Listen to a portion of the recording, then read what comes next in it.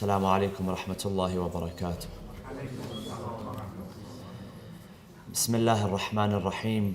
الحمد لله رب العالمين، نحمده ونسبحه ونقدسه على آلائه ونعمائه، ونشهد أن لا إله إلا الله وحده لا شريك له، إلها واحدا أحدا فردا صمدا حيا قيوما، نؤمن له بالربوبية ونقر له بالعبودية، من يهد الله فهو المهتدي ومن يضلل فلن تجد له وليا مرشدا، ونشهد أن سيدنا محمدا عبده ورسوله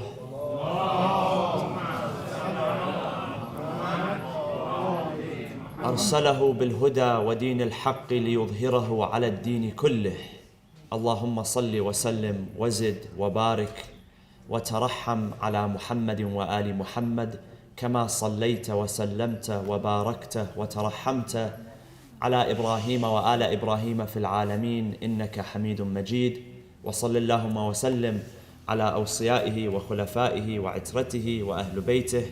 عباد الله، أوصيكم ونفسي بتقوى الله عز وجل. قال الله في كتابه الحكيم: بسم الله الرحمن الرحيم: ولتجدن أقربهم مودة للذين آمنوا الذين قالوا إنا نصارى ذلك بأن منهم قسيسين ورهبانا وأنهم لا يستكبرون. صدق الله العلي العظيم. وصلوا على محمد وآل محمد.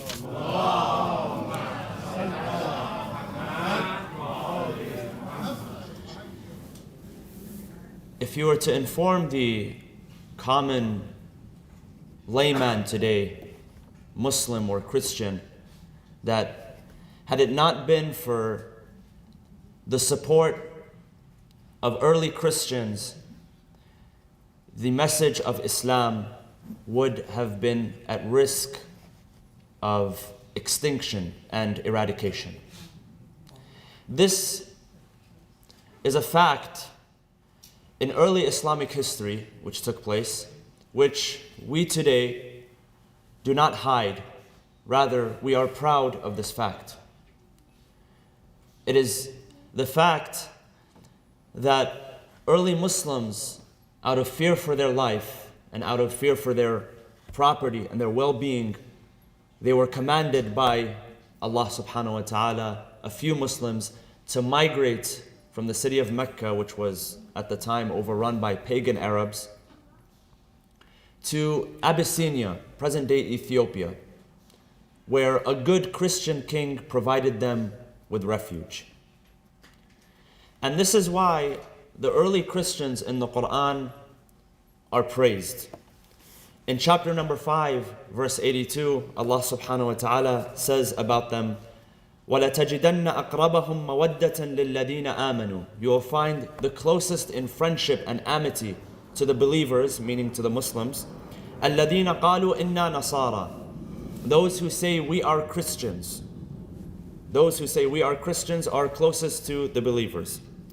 ذَلِكَ بِأَنَّ مِنْهُمْ قِسِّيسِينَ وَرُهْبَانًا وَأَنَّهُمْ لَا يَسْتَكْبِرُونَ.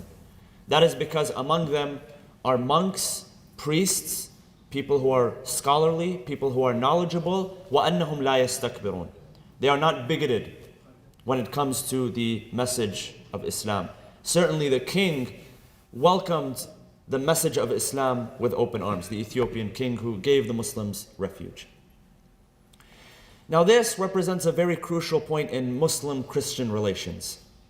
And it wasn't the first instance where Christians came to the aid of Muslims. It wasn't the first and it wouldn't be the last.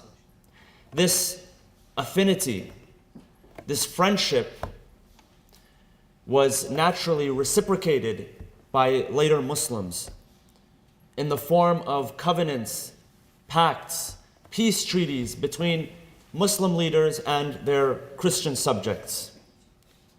Now, a very little known fact is that throughout the history of Islam, there have been covenants and pacts which were initiated by Muslim leaders, by the Prophet, beginning with the Prophet himself and then the leaders which came after him. And these pacts were written to Christian subjects whom they came in contact with. And these covenants protected their rights of property, of life, of religion, of intellect, of progeny.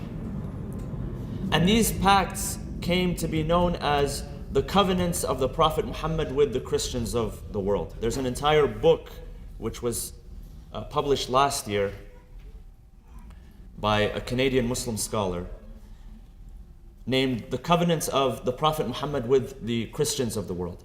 These documents, which were initiated by the Prophet and by the leaders who came after him, have been reprinted and in their original form and translated as well and commentated on. One of the most interesting of these covenants is the covenant of Imam Ali alayhi salam with the Armenian Christians of Jerusalem. During the advent of Islam, it is said that the head of the Armenian church in Jerusalem came to the Prophet, and although during the time of the Prophet, Islam had not reached Jerusalem, it didn't reach Jerusalem until the time of the second Khalifa. But this man, Abraham, the patriarch of the Armenian Church of Jerusalem, came to the Prophet seeking a covenant which would protect the rights of Christians in Jerusalem under the influence of the new religion of Islam. So the Prophet Muhammad provided him with a covenant. That covenant today is lost. However, we know of its existence from outside history sources. There are two covenants which were written later to specifically the Armenian Christians of Jerusalem. One today is known as the Firman of Umar ibn al-Khattab. It was written during the time of the second Khalifa, which is when the Muslims conquered Jerusalem. And then another one was written during the time of Imam Ali. Now, let's look at the covenant of Imam Ali with the Armenian Christians of Jerusalem because it's a little bit more expansive and a little bit more detailed, and it's relevant to Muslim-Christian relations that we see today.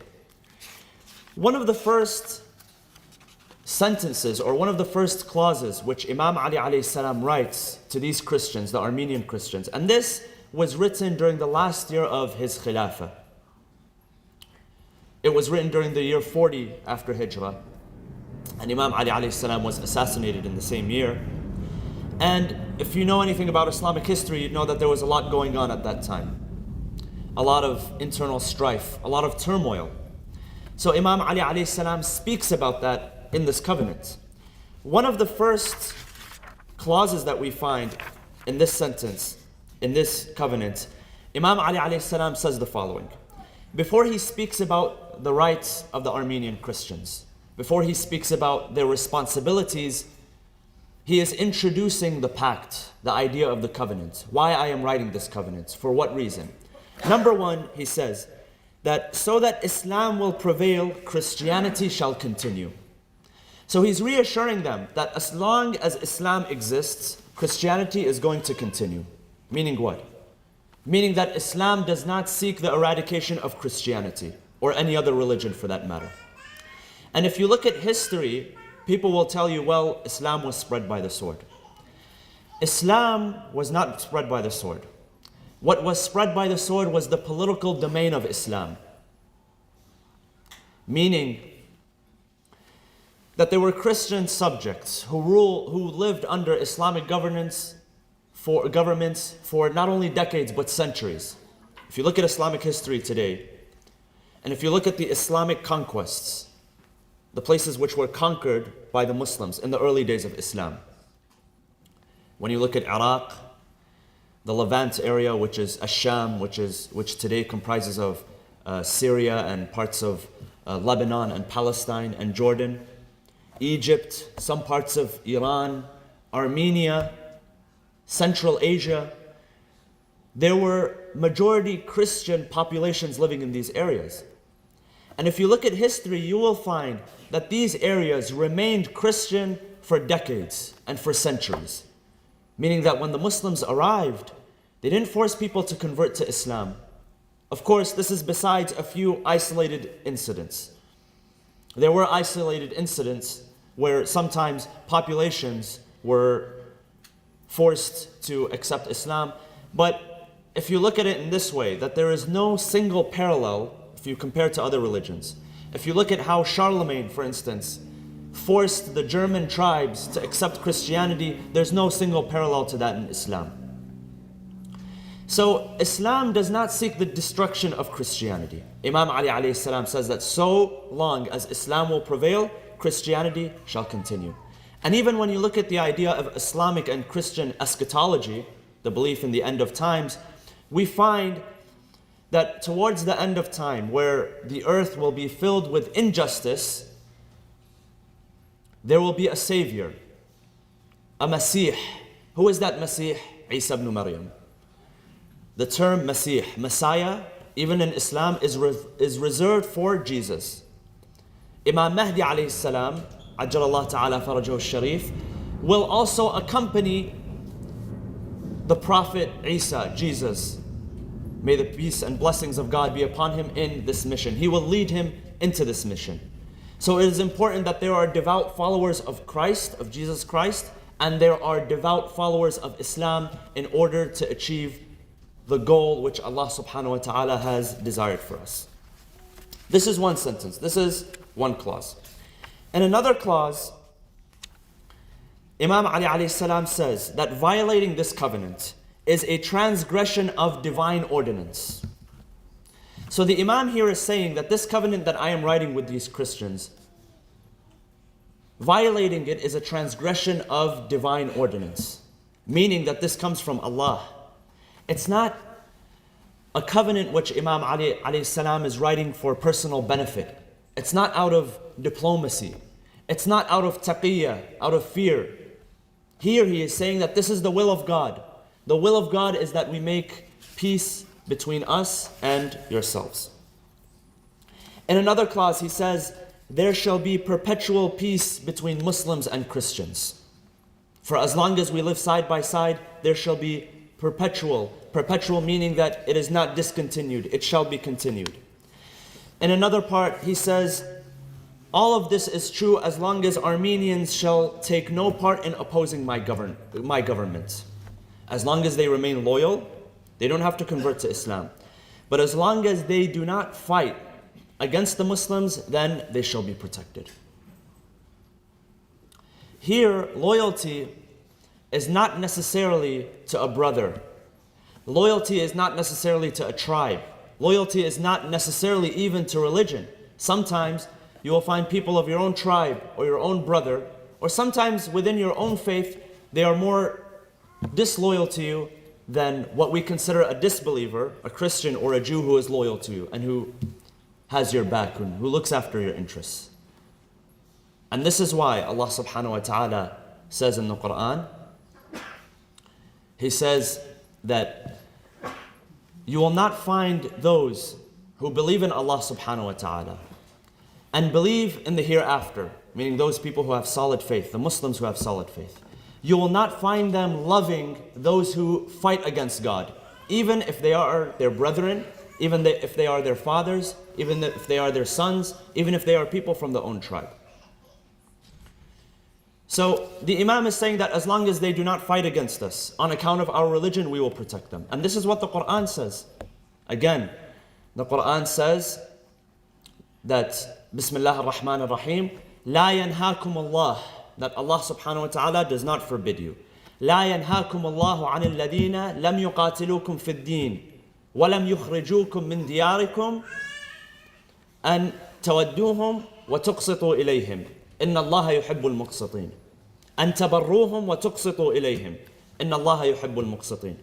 That Allah subhanahu wa ta'ala does not prevent people, does not prevent the believers from loving or being close to the Christians, people of other faith, as long as they do not fight against you on account of your own religion. So here Imam Ali alayhi salam is talking about some of, or why it's important for him to enact this covenant. And then he makes a point which we will come back to. He says, thus my covenant, this covenant that you see, thus my covenant is a burden and an obligation to its recipients. Meaning that people who are loyal subjects of my government, it is a burden on their shoulders and it is an obligation for them to abide by these rules. And the following, and wearisome and irksome to maliciously disposed and evil-minded persons. This sentence is key. Imam Ali alayhi salam here is saying that there are people who are malicious, people who are evil-minded, and for them it will be hard to uphold this covenant. They will see Christians and they would not want to be just towards them. They will see people of other faiths, they will see people who are minorities, and they won't want to be just towards them. Remember, Imam Ali alayhi salam is writing this at a time of civil conflict. There's strife and there is turmoil. At that time, there were people who, because it was enacted by Ali ibn Abi Talib, it was their goal to cause strife. It was their goal to cause chaos. The Imam himself and the Imams that came after him, they said that there are people who will take our words, they will write down our words when they hear them, and then they will twist our words. They will warp them and they will disseminate it amongst the people. Why? Not because it's falsehood, everything that we say is truth, but because it comes from the Imams of Ahlul Bayt. Because it was for the mere policy that it was the covenant of Imam Ali. Had it been the covenant of another Khalifa, you would find no opposition. If you look at the earlier covenants, they don't speak about opposition. Imam Ali alayhi salam says that there will be people who will come after me, and although I am granting Christians who are a minority under my government, although I am granting them security, although I am giving them the privilege and the right, more than a privilege, but a right to practice their own religion, there will be people who, because it comes from me, they want to negate it. They want to spread terror. They want to spread chaos. And this is something that our own Prophet prophesied. This is something that he told Amir al-Mu'mineen. He told him, Ya Ali, there will be 3 groups of people who will oppose you. Al-Nakithina, wal-Qasitina, wal-Mariqeen. And in reality, there were 3 battles which were fought against Amir al-Mu'mineen. The 3 civil wars of Islam, the first civil wars of Islam. Jamal, Siffin, and Nahrawan. The Prophet told Amir al-Mu'mineen that you will fight these people. These people, some of them are troublemakers. They will fight you not for a good reason. They will fight you just because of your name, just because of your relationship to me, just because of what greatness they saw in you. People such as Muawiyah and his turncoat followers, people such as the Khawarij, the rejectionists, they would spread terror and chaos and fear among the population merely because of their loyalty to Amir al-Mu'mineen. That's it. For instance, you find that Muawiyah ibn Abi Sufyan, he sent one time his enforcer, Busr ibn Artat, he sent him to Yemen. At that time, the governor of Yemen was Ubaidullah ibn Abbas, who was the cousin of Amir al-Mu'mineen, a loyal cousin and family member. When Busr ibn Artat came to the home of Ubaidullah ibn Abbas, he found that Ubaidullah was not there. Who was there? His wife and his 2 children. And in a cruel, animalistic, gruesome act, he took both children, because they were the cousins and representatives of Amir al-Mu'mineen, and he beheaded them in front of their mother. You find the Khawarij, those who also fought against Amir al-Mu'mineen. One day, when they went to establish their base in Nahrawan, where Amir al-Mu'mineen eventually fought them, they come to Nahrawan and they find the governor is also a representative of Amir al-Mu'mineen, Abdullah ibn al-Arat. And so what do? They grab the man, they question him about his loyalty. He responds that his loyalty belongs to Amir al-Mu'mineen. So they take him, they round him up, they take his pregnant wife. They disembowel his wife in front of him. They take out the child, they run the sword through the child, through the infant. They execute his wife and then they execute him. Why? Because his loyalty belonged to Amir al-Mu'mineen. When Imam Ali alayhi salam is enacting this covenant, he is saying that these people who are defenseless, these Armenian Christians living in Jerusalem, they are defenseless. there will be people who will come after me who will fight against them not only because of their religion, it has nothing to do with the fact that they are Christian, but because I am giving them peace. I am the one to provide for them security, and they want to shake that. We'll come back to this inshallah. What does it mean as far as today? Now, Imam Ali alayhi salam, towards the end of this covenant, he begins to stipulate a series of conditions. So what does this covenant say? What are the laws? What are the regulations? He says the following. He says, the scale of taxation which we have placed should not be altered. He warns against molestation and oppression. He says that the monks and the priests shall not be converted from Christianity to Islam. The Christians shall continue to pray in their churches. No symbols of Christianity shall be altered or destroyed. The bells should not be removed from their churches. Their people should not be disturbed or molested or oppressed. Their land belongs to them, their churches belong to them, their homes belong to them, and their lives are honored. And then towards the end of the covenant, Imam Ali alayhi salam again, he says, treat them with tenderness and kindness. And tenderness and kindness is at the heart of Islam. Allah tells the Prophet, وَبِرَحْمَةٍ مِّنَ اللَّهِ لِنْتَ لَهُمْ وَلَوْ كُنْتَ فَضًّا غَلِيظَ الْقَلْبِ لَانْفَضُّوا مِنْ حَوْلِكَ. That it is out of the mercy of Allah that you were gentle and you were tender with them. And had you been hard-hearted, had you been arrogant, had you been stuck up, had you turned away from them, they would have abandoned you a very long time ago. So tenderness and kindness with people of all faiths is at the heart of Islam. Imam Ali alayhi salam is reiterating this fact in this covenant. And then in the end he says, if anyone should infringe the contents of this covenant, he is an unbeliever and apostate from the divine prophet. Again, he is reiterating the seriousness of the matter. So now we have this covenant, which is written by Imam Ali alayhi salam. And he hands to the patriarch of the Armenian Christian church in Jerusalem. Throughout the covenant, he says that this covenant shall be binding as long as this universe exists. And if anyone was to oppress these Armenian Christians, all you would have to do is present this covenant to the ruler, and that would suffice your protection. It would guarantee your rights.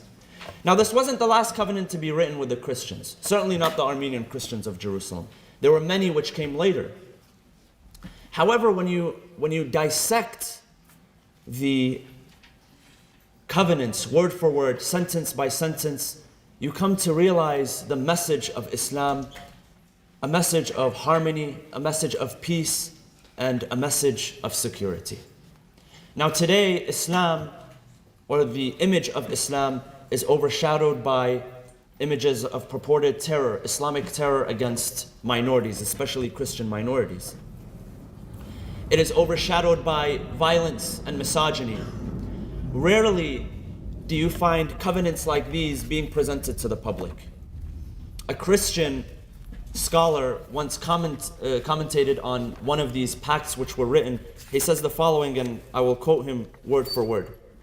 And this is the quote of Alphonse Mingana, who was an Assyrian Iraqi Christian scholar. He says the following. When he read about the Charter of Protection, which the Khalifa al-Muqtafi wrote to the Nestorian Christians of Baghdad, which is similar along the lines of the covenant of Imam Ali to the Armenian Christians of Jerusalem, he says the following. He says, however imperfect Islam may have been in some social aspects, statutory intolerance was not one of them. The charter, this charter, emanates from the chancery of an Abbasid caliph. But could an English king, a Dutch queen, or a French president write in the 20th century a more tolerant charter in favor of their numerous Muslim subjects? It's yet to be seen. Now, what does this mean today? Imam Ali alayhi salam is saying that there will be people who, because I have written it, had someone else written this covenant, they would respect it. Had I have written it, because I have written it, you will find that they will turn against me. Today, the very same people who the Prophet warned Imam Ali alayhi salam, their descendants, today they are wreaking havoc against mainly Christian minorities. When you go to Iraq, and Syria and these areas which they are wreaking havoc in, their target is not only other Muslims, but they go to Christian minorities. And you can read today on the news what they have done in terms of targeting Christian minorities. When they entered the city of Mosul this past June, when they entered, the first Sunday which came after that was the first Sunday in Mosul after 1600 years where the church bells did not go off. There were no more services. They were given the choice, either accept Islam or it is the sword. They were made to pay a tax which most people under regular circumstances cannot afford. When they were leaving, they were harassed, they were molested, they were oppressed. The money which was in their pockets, the jewelry which was on their bodies was stripped away from them. Is this what Islam tells us when it comes to dealing with Christians? It is these very same people who wreaked havoc against Christian communities, who Imam Ali alayhi salam warned of. It is their descendants today who are wreaking havoc against Christian minorities in Iraq and in Syria. The heart of this message is coexistence between Muslims and Christians, whether Muslims are a majority or whether they are a minority. See, here when Imam Ali writes this covenant, Muslims are a minority, but the control is in their hand. There's no taqiyya, there's no fear. By that time, the Muslims were a solid military force. They weren't afraid of rebellion, they weren't afraid of revolt. It's not out of diplomacy, it's not out of political friendship or business friendship that Imam Ali grants security to the Christians. In his idea, and what he says, is that this covenant, this pact of protection, is an ordinance from Allah subhanahu wa ta'ala. So long as Islam will prevail, whether Muslims are a minority or whether they are a majority, Christianity shall also continue. And this, I believe, and this is only one example of the covenant, the Islamic covenants towards the Christians of the world, which today, of course, is overshadowed and it's overlooked because people would prefer sensationalism. They prefer images of violence and misogyny over images of peace and coexistence and harmony. One example, and I'll end with this, is the recent Ziyarat Arba'in, where millions of people from across the world marched peacefully to the shrine, the Qibla of Imam Hussein alayhi salam. You barely hear any coverage in mainstream media. Why? Because people who are marching for a peaceful cause and for a harmonious cause, it doesn't bring in money. It's not beneficial to the weapons factories. It's not beneficial to the military. It doesn't bring in any interest. So there's no interest in it. These are truly considered a treasure chest, a gem in Muslim-Christian relations. We ask Allah subhanahu wa ta'ala to allow us to be among those who uphold the covenants of the Prophet. We ask Allah subhanahu wa ta'ala to allow us to be among those who are the pioneers of peaceful and harmonious coexistence and understanding. Bismillah ar-Rahman ar-Rahim. Wal asri inna al-insana lafi khusr illa alladhina amanu wa amilu as-salihat wa tawasaw bil haqqi wa tawasaw bis sabr wa sallu ala Muhammad wa ali Muhammad.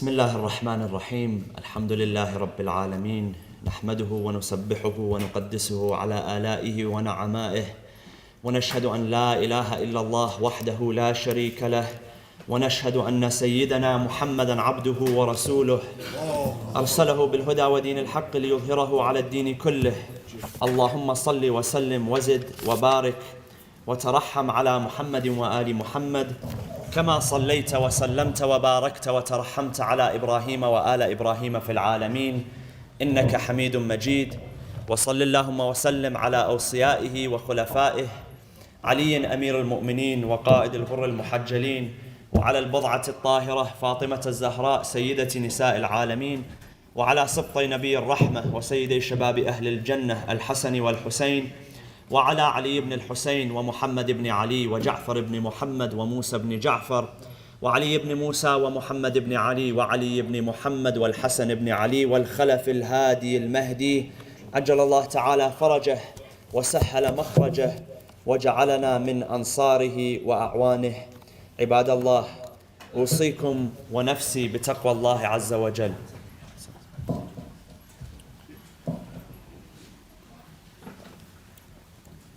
My brothers and sisters, since our friends and our neighbors and our co-workers are all in the Christmas holiday spirit, I thought it would be refreshing to share some of the wisdoms of the Prophet Jesus from Islamic literature.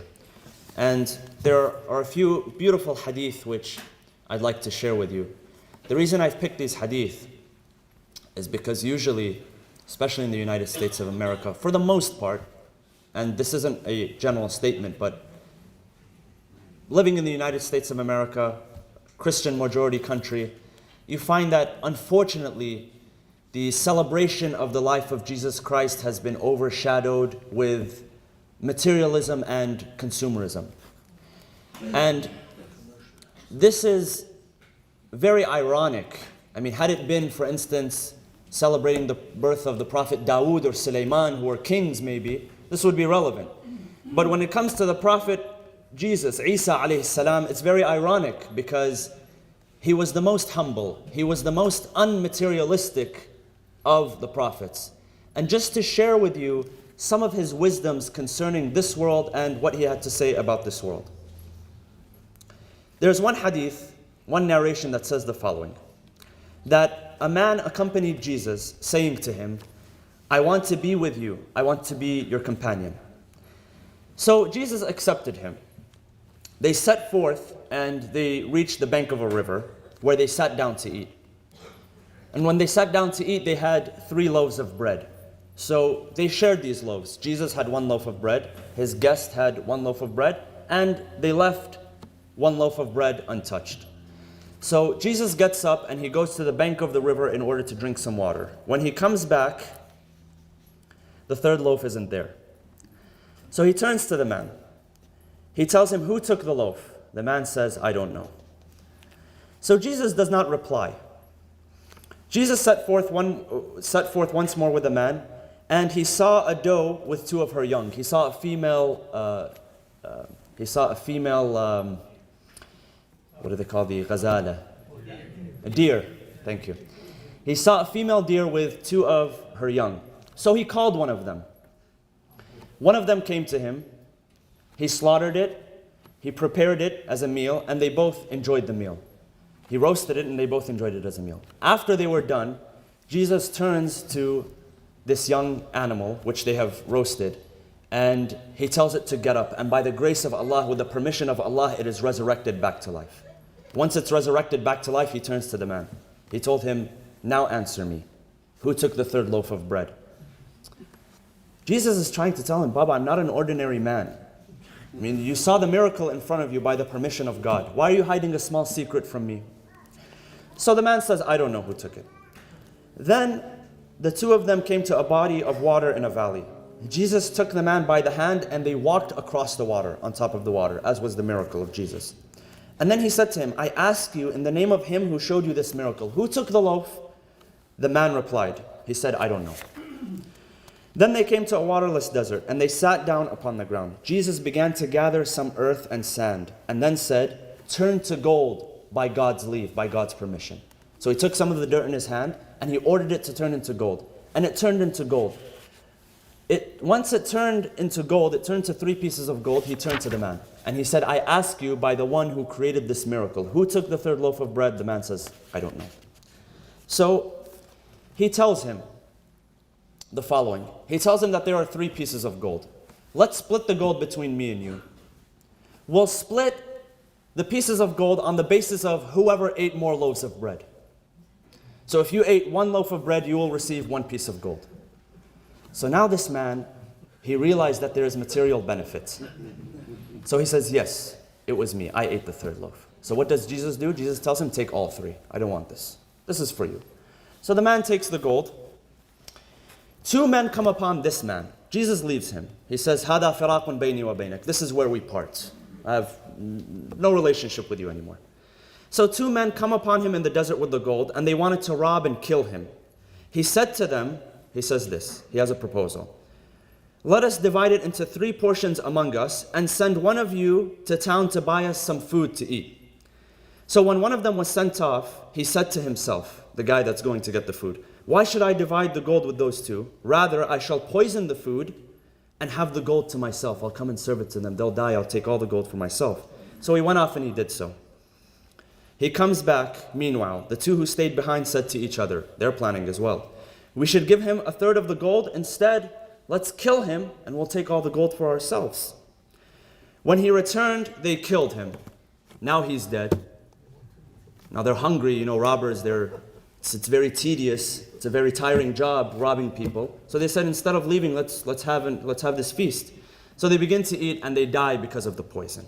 So all 3 of them now are dead over a few pieces of gold. The gold remained in the desert with the 3 men dead beside it. Jesus passed by with his companions. He found them in this condition and he said to his companions, this is the world, beware of it. Very simple. If you're going after gold, if gold is your goal, if that's all you want, then you might enjoy it sometimes, but most of the time you're probably not going to enjoy it. So to compare this with the idea of consumerism that we have today, I'll just share 2 very brief hadith as well from Jesus. In one he says, he who seeks worldly things is like the man who drinks seawater. The more he drinks, the more thirsty he becomes until it kills him. Because seawater is salty and salt creates more thirst. And once he creates more thirst, he's going to keep drinking until his blood pressure goes up because of the sodium and his heart is going to explode. He's going to keep asking for it until eventually it's going to kill him. In one more hadith he says, Jesus said, he says this to his disciples, you will not gain God's bounty until you wear coarse wool, which in Arabic we refer to as suf. And this is where the name of the Sufi tradition comes from. Wearing coarse wool as a sign of humility, as a sign of asceticism. The kind of wool which itches you from the inside. You will not gain God's bounty until you wear coarse wool with joy. This is the condition. Eat barley, which is a very basic food, with joy. And make the ground your bed with joy. This doesn't mean that if you have a sleep number bed and you're driving a Mercedes-Benz that you have to sleep on the floor or ride a donkey instead of drive a car. But until you are satisfied with what Allah subhanahu wa ta'ala, the little that He has given you, you will not receive God's bounty. You can enjoy this life. If you have the money, if you have the wealth, you can drive a nice car. There's nothing wrong with that. You can live in a big house. This is all هَذَا مِنْ فَضْلِ رَبِّي. This is all from the provisions that Allah subhanahu wa ta'ala provides. But in order to truly benefit from the bounties of Allah, you have to be willing to be satisfied, joyful with the very little that Allah subhanahu wa ta'ala gives us. It's refreshing to remind ourselves of the tradition of the humility and the asceticism of the Prophet Isa alayhi salam in a time where, unfortunately, the celebration of the life of Christ is overwhelmed by consumerism and by materialism. We ask Allah subhanahu wa ta'ala to allow us to be among those who truly walk in the example of Isa ibn Maryam. Bismillah ar-Rahman ar-Rahim. Inna Allah ya'muru bil-'adli wal-ihsani wa ita'i dhil qurba wa yanha 'anil fahsha'i wal-munkar والبغي يعظكم لعلكم تذكرون أقول قولي هذا وأستغفر الله لي ولكم قوموا إلى صلاتكم يرحمكم الله